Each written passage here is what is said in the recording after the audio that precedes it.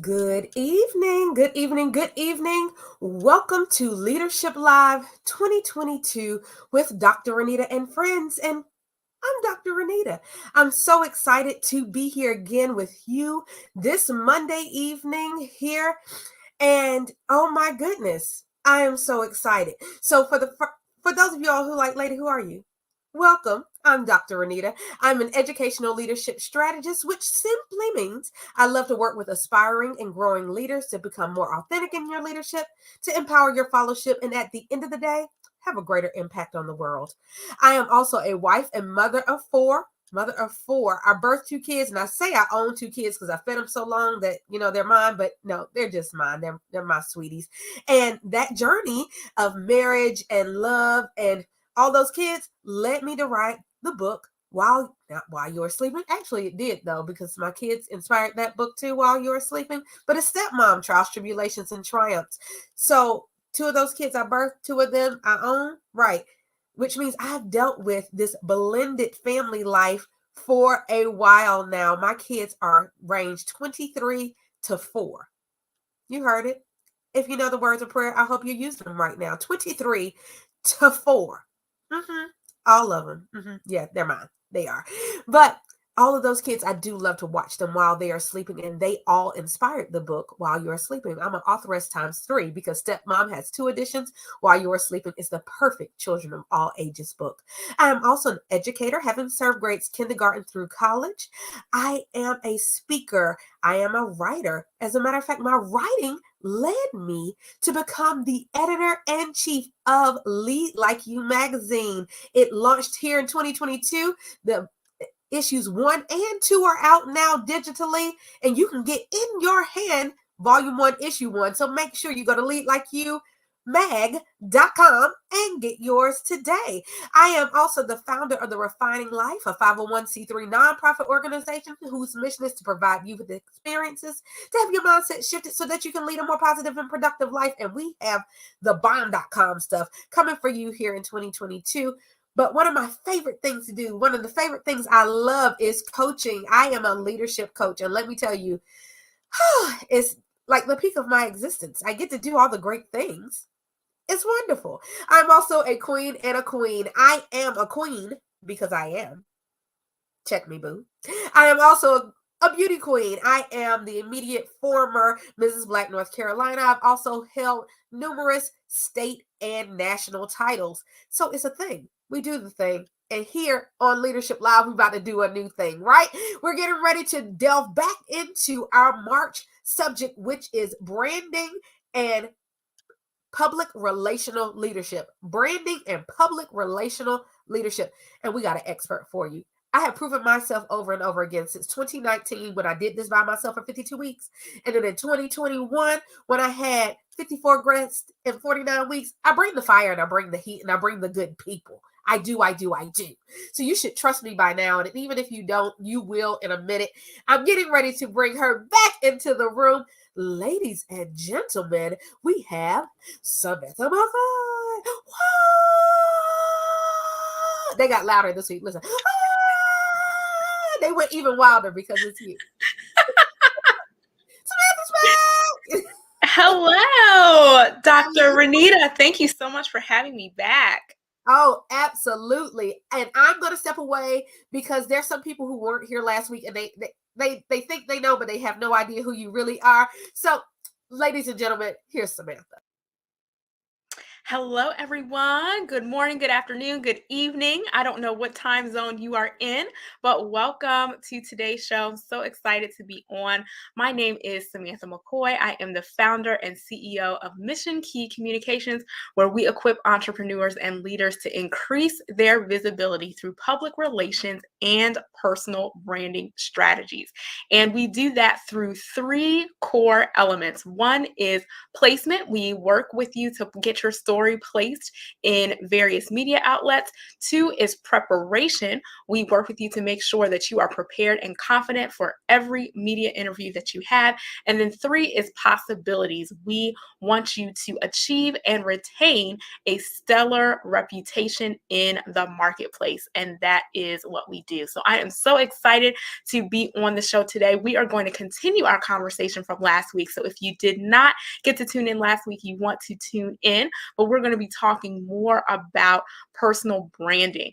And if you weren't on last week, I define personal branding as that special mix of your personality along with the knowledge, skills, and abilities that distinguish you from everyone else. So today we're going to talk about one key element of personal branding. And I also want to start out by letting you all know that you do not have to be a full-time entrepreneur to focus on a personal brand. We all have a personal brand, and it's really about how intentional and purposeful we are in shaping it. So I'm so excited for the discussion today, and I hope that it is valuable for you.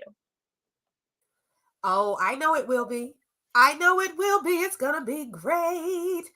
So, today, well, actually, before we even really delve into today specifically, we talked a little bit more offline, and you were telling me about these three elements that go into your personal brand. Break that down for us just a little bit. Yes. So the three elements of your personal brand are first your vision. So we're going to talk a little bit more about that today, but thinking about who are you? Who do you want to be?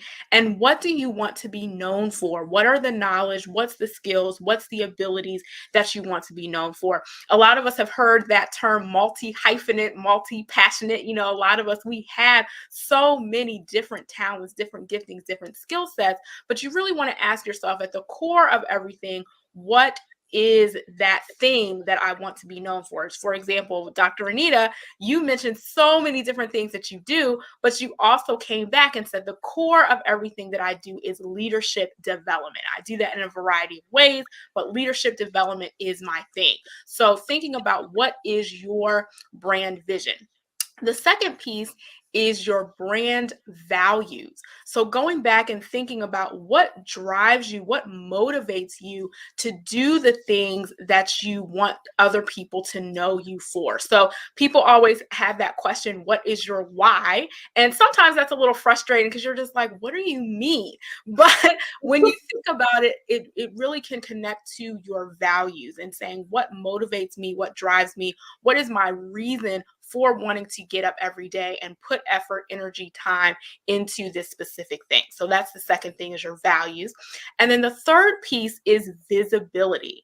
And that is one that I really like to encourage us, especially as Black women, to not be afraid of, because sometimes we like to say, you know what, I'm just doing this because I love it. I'm just doing it because I love to serve.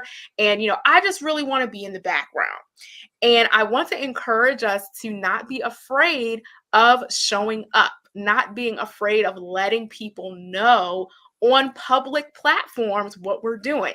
And so when we get to that part, we're going to talk a little bit more about ways that you can do that in a way that feels comfortable for you. Oh, it's going to be so good. Okay, I'm so excited. But tonight we are talking about vision of your brand. And okay, so tonight is relative. I do understand that this is on social media. You can be watching it at any given time, but it's tonight right now. So that's how we're going to roll in my mind, in my mouth. Just so we know, I understand it may be morning where you are. In my time zone, it's night. Here we go. So, but today, this afternoon, we're talking about vision.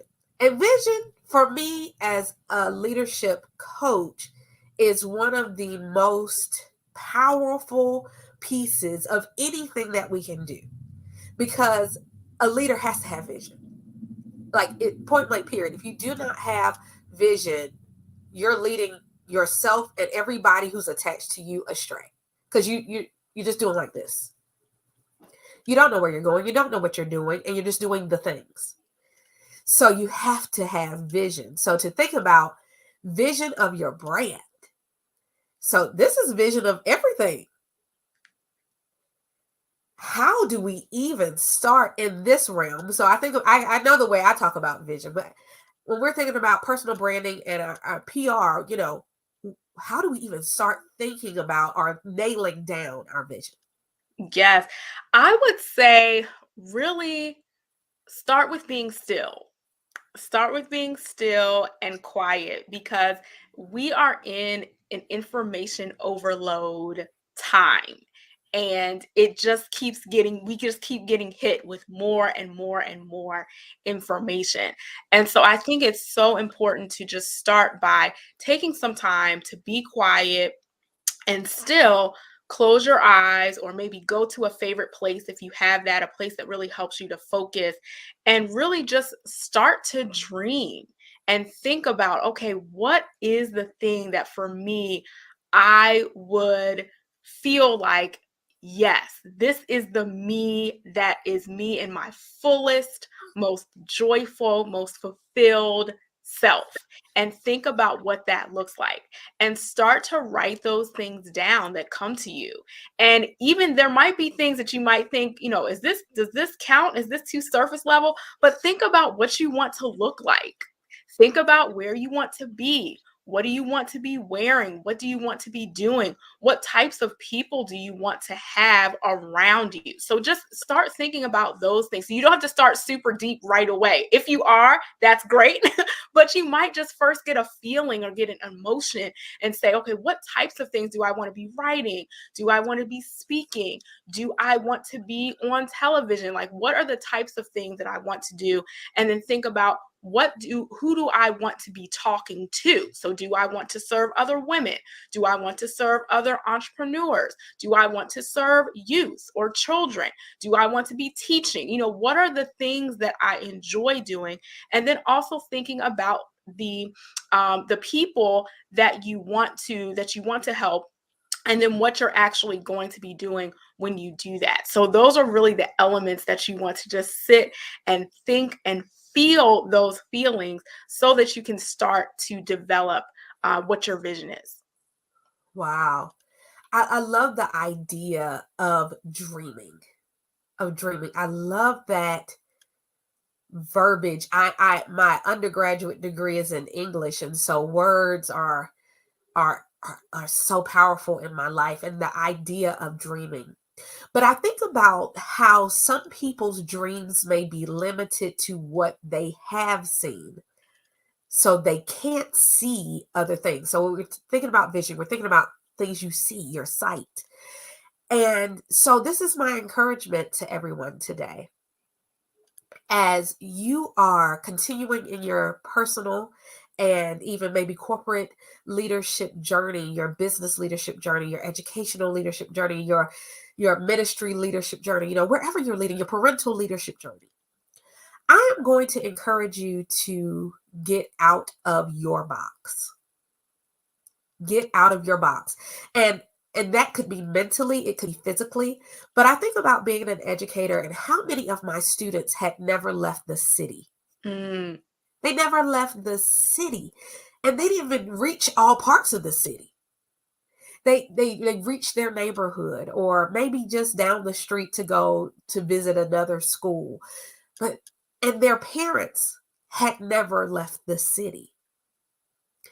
And how limited the things they have seen had to be, unless they saw something that was portrayed on the media. At that point in time, when I was teaching, when I was first teaching, social media wasn't really a thing. Uh, I just think about how many things they had not seen to even hope for, yeah. had not seen to hope for. So dreams are relative. Dreams can be limited. And we see all the time all of these posters and signs that say dream big, and big is relative. And so I encourage all of the leaders under the sound of my voice. Come on, let's go, church. Under the sound of my voice to get out so you can see more, so you can dream more. Yes. Yes. I think that's such an excellent point, Dr. Anita. And along with that, I would say, even sometimes we don't know what we don't know, right? But what I have learned, even through my personal brand journey, is sometimes coming out of that box, a lot of times what it takes is doing something that you are not used to doing. Right. So that thing that scares you a little bit, like if you're just like, I really see myself, leading this certain group of people, but I don't really know if I can speak on a stage. Like that might be a little too much, right? And so, but that speaking on a stage may be the thing that propels you to the next place of where your vision is, of taking that vision and making it reality, right? Right. So I think a lot of times thinking about those things that intimidate you a little bit and say, okay, what is one step that I can take to grow my comfort level in that area? So just to be transparent, for me, even as someone who does personal branding, working in public relations, initially I really got into it because I wanted to be behind the camera. Because as a publicist, you're elevating other people's brands, other people's organizations. And I said, you know what? This is great. I don't have to be in front of the camera. I don't have to speak. I don't have to do any of that. I can just write talking points for other people, right? But as my journey continued and as I launched and started doing my own consulting and own training and things like that, I started realizing, oh my goodness, I'm going to have to take another step to get to the next piece of where I want to go. I have to become uncomfortable and start positioning myself more in the front. And again, like even for me, I still, like as of today, the me being in some huge arena speaking to thousands and thousands of people, I don't necessarily see myself there. But I also make sure that I am being intentional about doing some type of speaking that makes me a little bit uncomfortable, just so I can continue to grow that muscle. Yeah. And I will tell you, that's exactly where I see myself. I can't wait to be in the arena with all of the thousands of people. Let's do this. But that in itself speaks to vision. Visions are different for different people for different reasons because your vision is your vision. Yes. Your purpose is your purpose. Your power is your power. And the gifts that were given to you, for them. Okay. So it's for you, for them. That's great. I love that. We live a life of service, whether that's what we choose to call it or not. We are not for ourselves. This is not, everybody, you do you. We're all here. We got to do us. Right. So dreaming, the idea of dreaming and seeing all of these things and having desires. So that I think that is another piece. You have to, in order to really launch vision or to start really thinking about vision, you have to have a desire. And I think especially in the pandemic, people have been one way or the other. It's been pretty black and white. Either you are, oh, I have now all of this because I've been in the house and I've been and I've now written 816 vision boards and I've done all the things, and I know when I come out of the panorama, I am going to be fabulous. Or I'm tired. I like my sweatpants. And if you don't like my sweatpants, I don't care. I'm going to be on this couch. And I've started limiting what I can see for me because I've been boxed in. I don't see things anymore unless it's on the local streaming entity, and I watch a little TV, and this is where I am. I don't know. I think that there is more black and white now than ever. People have chosen a side. So as we are taking this moment of stillness and silence, I hope that more of us can start to hope for more. Hope is a real thing. That Hope is is so good. Yes. Yeah. Yeah, I think that is such a great point and great point of encouragement. And now I feel like I want to go to church a little bit, because this is actually something that I was thinking about earlier today, is that especially, and I don't know how many believers are watching on here, believers in Christ and believers in God, but we have to remember that we were created, we're here for a reason. We're not just randomly, placed here. And I think for, being in these past couple of years of the pandemic, we kind of got a little shaken up, right? We got a little bit, especially if we were dealing with sickness, dealing with loss of family members, loss of income. I mean, for some people are not floating through this pandemic, right? And Right. so there are some people who have been discouraged and shaken. And I was thinking about this earlier today and just saying, you know what? We have to remember that even though we're not always sure how different challenges and conflicts, so many things we can't predict, Right. one of the things that I hold on to is that I am created for purpose, and we are created for purpose. And so, even in the midst of the shaking and the unexpected things, we are still here. If you are watching this program right now, you are here. You were not taken out during the pandemic. And so that means that there is still something that you are put here to do. And so I would definitely encourage you in that stillness, in that silence, to pray or to meditate and just ask, what am I here to do? What is the purpose that I'm here to do? Because, like you said, it really is all about that hope. And really, we are here to help each other hope. And in the moments where we may feel weak, someone else is here to help us hope. And so, even with all of the things that we have experienced, we're also here to bring hope to someone else. So, Right. what is a way that we can do that? And definitely always remember that, there are always plans from the enemy to distract us, right? And be like, oh Right. my goodness, you know, he's trying to steal, right? Steal what? Steal joy, steal time, steal hope, steal fulfillment. So anyway, that was my little church segment. But I was just Yeah. thinking Uh-huh. about You that got to go today. there. Yeah. Just thinking about how we have to hold on to that hope. It's so important. Absolutely. But because I would say without hope, how can there be vision? It's good. Without hope, how can there be vision? Because if you're hopeless, you're not going to dream. You're not going to hope Mm, for more. You're not going to want to do more because you're hopeless. You have to have hope in order to have vision because you have to believe that there is more yes. at the heart of it. You have to believe that there is more. So, in this stillness, in this silence, we start to see all of these things. And so, immediately, my mind goes to, okay, so we're going to go back to the believers. If you're not a believer, it's okay because these are words in a book. If you don't believe, these are simply words in a book, like you would read of any other author. It's Habakkuk 2:2-3. Write the vision and make it plain so others can read it and run it, is the long short. But so you can read it and run it yourself. So immediately, I'm like, if I see all this, shoot, because this is me by my bedside, because I get a lot of vision type things at like 3 in the morning in the middle of the night.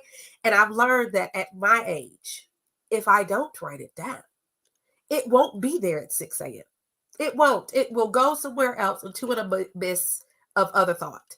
And so usually it's either a notepad or my phone by my bed, and I immediately start writing it down. It doesn't even have to be complete sentences, just enough to tweak the memory. So after I've seen all this, expert, you tell me, what do I now do with this? Yeah, that's a great question. And for those of us who are visionaries, it can be very exciting, but then also a little bit overwhelming because we are getting ideas coming in, coming in, coming in. And before we can write the whole thing down, something else comes in and we're like, ooh, Yes. we have to go do that, right? So I would, after you write that, this is where I really center in on what is one piece of this vision that I can do right now. So there are some things that are a little bit further out for us, right? So they might be things that we eventually see ourselves doing, but right now we have no idea how we're going to get there, right? So trying to start on that thing, it can be discouraging because you're just like, "Oh my goodness, I have no clue how I'm going to achieve that." So look at your list and start narrowing it down to, okay, what is something that I can do right now? So looking at different buckets, right? So there might be different buckets of, okay, what are the things that I've written down? Do they have to do with the type of people, right? So we're talking about the type of people we want to serve, the type of people we want to help. So do I have access to any of those people now? Are any of those people in my network? Are any of those people in my friends or family's network that maybe I can ask them, how I could get in front of these people? Are there any conferences or events that I can go to, even as an attendee? I don't have to be the speaker. I can be an attendee. And I know even if you're not comfortable going back in person, there are still virtual events. Are there virtual ways that I can connect with these people? So thinking about that and saying, okay, what is one step I can take today to move me in the direction of getting in front of this group of people? If it is a skill, the same thing. Thinking about, okay, is this a brand new skill for me? If it's a brand new skill, okay, what is one thing that I can do towards learning this skill? We were talking offline last week about graphic design, right? And both of Yes, us have had to Lord. learn some new graphic design skills, right? But now, there are things that we were able to do now that we couldn't do a year ago because we were putting in that work. So if it's something that's new, it doesn't mean you can't go after it. You just have to acknowledge, okay, this is a new skill. So I may not be able to implement everything right away. I may have to start with blocking 15 minutes, 30 minutes. Let me take a class. Let me try this new program and experiment with it. Let me talk to a friend who I know uses this and can hold me accountable and help me. So that's kind of the skill area, right? So that's just taking the small steps. And then also thinking about the knowledge area. So thinking about what are the things that you want to speak about, that you want to be known for. And there might be like we talked about last week, there might be skills and knowledge that you have that other people don't know that you have because you've Right. never said it out loud. They've never seen it, So what is one step that I can take? Can I maybe post a photo of me doing something? I might not be comfortable going live yet, but maybe I can just post a photo. Hey, I was working on my book last week. I know a lot of you don't know that I'm writing, but I just wanted to post and let you all know and encourage any other writers out there to keep going. Like just something really simple. You don't have to show them, your studio and all this type of stuff, but just one thing that you can do to start working on that skill. And then within those buckets, I would also just encourage you to stay within that one area of your vision until that one grows. So that's where the challenge is, because for us as visionaries, we're like, ooh, okay, I did this today. Then tomorrow I'm going to talk about this. Like tomorrow I'm going to talk about cooking and I'm going to be a chef, So it's like, okay, which thing do you want to focus on for now? It doesn't mean you have to focus on it for life, but it really helps people to attach certain things to you. So for example, with branding, I wasn't talking about personal branding 3 years ago, but now someone asked me to talk about it because they were watching my personal brand journey. And now more people have been reaching out to me to talk about it. And so I said, okay, I'm going to start embracing this. This is something that an ability that I have, that I've developed, that people want to know about. So I'm not going to shy away from that. And right now in this season, I am talking about that more. So I hope that was helpful. Oh, very much so. Very much so. So I know we're rounding up on time today, but I want to talk about this. So usually leaders have people around them. Whether they intentionally pick them up, they just kind of attract people because you're a leader, right? And people are attracted to who you are and what you emote. And so when we're thinking about vision and we think about, our villages, our tribe, because a lot of times our tribe often thinks that they know what's best for us because they care about us and they love us. And you may have this vision, you may start throwing things out there, or maybe you start looking at other people and what they're doing because you admire them. My question is, how do you know what to take in and what's really meant to attach to you? And how do you know what to do? Like ping, ping, ping, deflect that may be coming at you, but may actually disrupt the vision that you have. Mm. Yes, that's such an excellent question. I think that's really important to talk about. I think it really comes back to that first part, which is the stillness and the vision and holding on to what you continuously see, because there's some things that kind of change, and we do get influenced by other people, and sometimes that's not always a bad thing, but we have to come back to what was given to us initially. What did we see initially before, we started scrolling on Instagram, before we started scrolling on Facebook? What is the vision that we had of ourselves, and asking yourself where that came from? I think that's really important, because sometimes we can attach ourselves to someone else's vision and think that it's ours. Or a friend may give us an idea and we say, "Ooh, maybe I should go do that." Or we see someone winning over here and we say, "You know what? I think I can take that and incorporate that into what I'm doing." So I think it is really part of the journey. You may try some things that you think may be a fit for you, and you're like, "You know what? This really doesn't feel like me." So I think it's really going back to that introspection, that prayer, and looking into inward and asking yourself, what was that initial vision that I had? And if something's coming to shift it, how do I see that fitting in? And do I see that I want that because I saw that this person made more money doing this and I desire more money, so I feel like I have to go over here? Did I find out that when this person started posting about these types of things, that they got more followers? So now I have to start posting about these types of things because I need more followers too. So just really going back to the vision and the value. So if your vision is shifting, what value is driving that shift? And if it's not a value that was initially aligned with yours, that may be an indication that, okay, this move might be coming from a comparison and not because it's authentically what I'm here to do right now.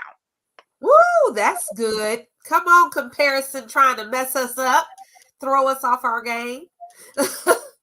Yes. That's powerful. That is so powerful. Yeah, but I think it all goes back to some of the things that we were talking about last week. Is just down to, you got to know you. If you don't know you, if you don't take that time to really go and delve into who you are and who you were, because who you were should be informing who you are now. Shouldn't be who you are now, but it should inform it. It should have taught it some things. If you don't do that piece, then you're going to get lost in the sauce and you won't even know your own voice or your own thoughts. It's a tiered thing. It's tiers. Or like they say in Yes. Shrek, it's like layers. It's like onions. Onions have layers.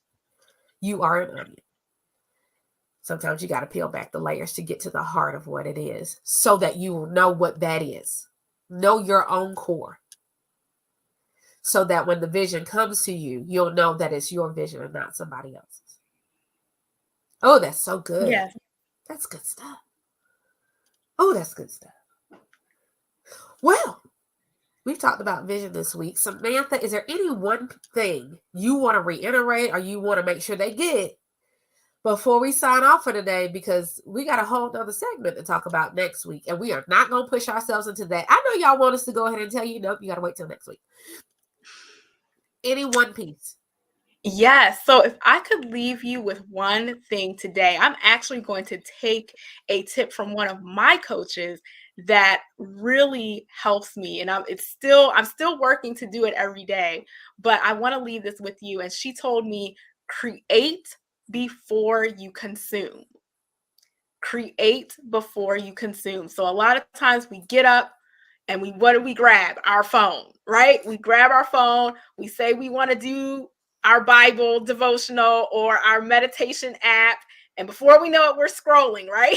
Right. And so before we know it, first thing in the morning, we're consuming other people's information, and that dilutes our vision. So I would challenge everyone, before you get up and pick up your phone, create before you consume. So whether that means writing, whether that means recording a quick memo on your phone of something that you want to remember, just make sure that you are creating before you consume all of the things for the day.